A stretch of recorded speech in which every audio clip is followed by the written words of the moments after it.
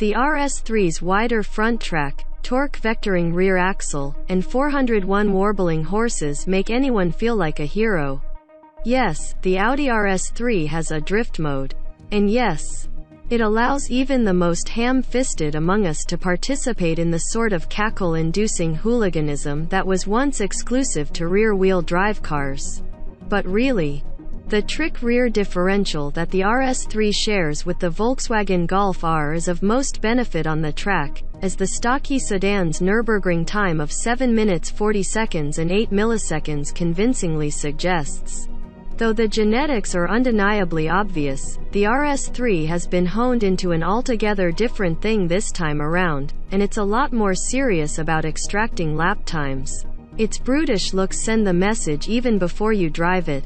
Those uniquely flared fenders house 265 section width tires in the front and 245s in the back, up from the previous generation RS3's optional 255s and 235s, respectively.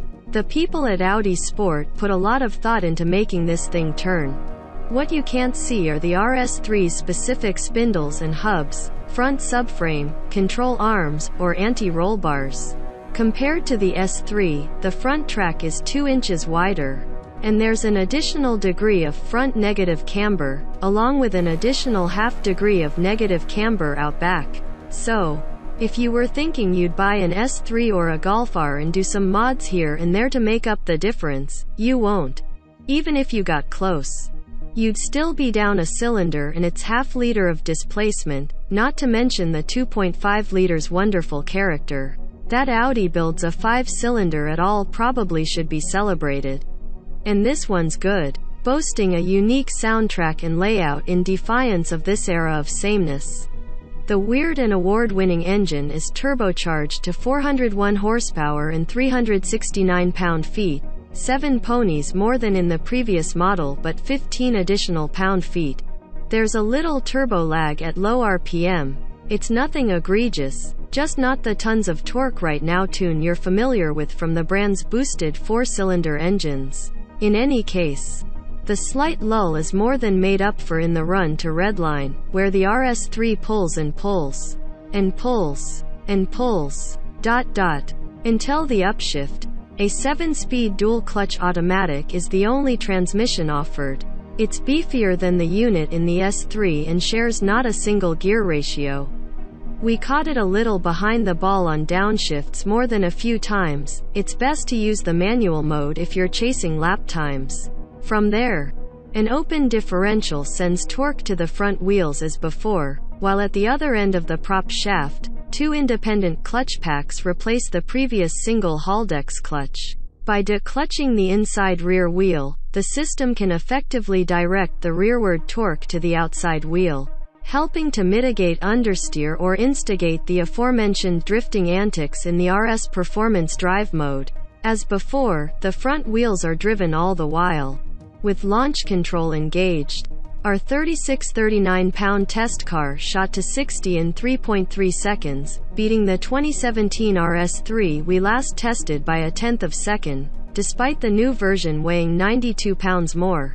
Stay in it, and the quarter mile flies by in 11.8 seconds at 117 miles per hour.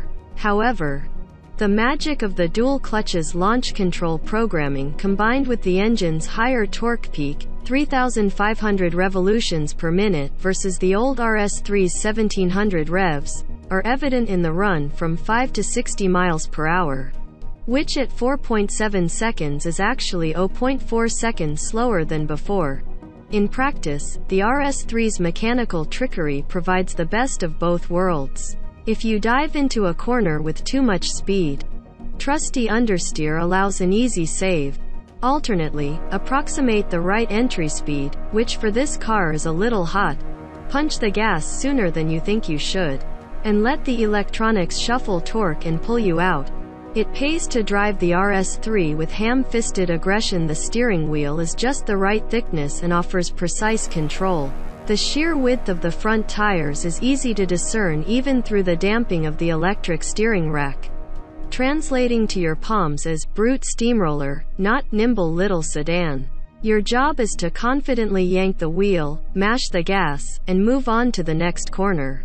Unfortunately, grip levels have dropped slightly compared to the old RS3, at least on the standard Pirelli P0 PZ4 summer tires that our test car wore.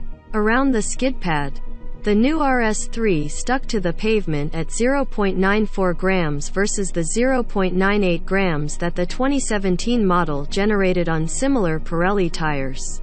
Likewise, its 167-foot stop from 70 miles per hour on the standard iron rotors is 10 feet longer than we previously saw from the optional carbon ceramic setup. To combat this, Audi now offers track-oriented Pirelli P0 Trofeo R rubber as a $450 option. If you're going to take your 3 rupees to the track, and you should, you'll probably find its setup to be a fair compromise. The suspension seems perfectly damped for road driving, which is a feat given its competence on the track. The RS3 starts at $59,995.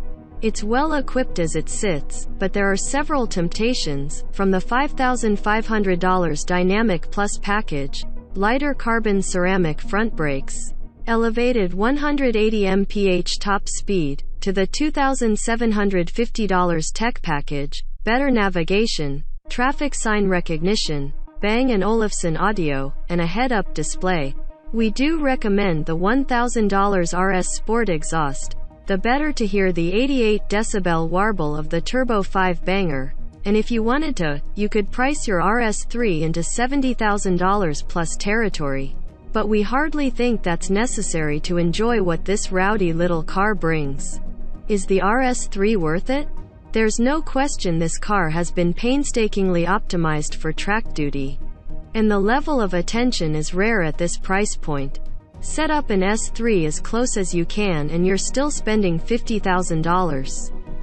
BMW's redesigned M2 has yet to appear, and the Mercedes-AMG CLA 45, while very similar in price, has one less cylinder and isn't quite as serious about turning laps at the track. For the right person, the RS3 might be a value. And even if you're not down with cutting loose on the racetrack, you're still buying 5-cylinder exclusivity.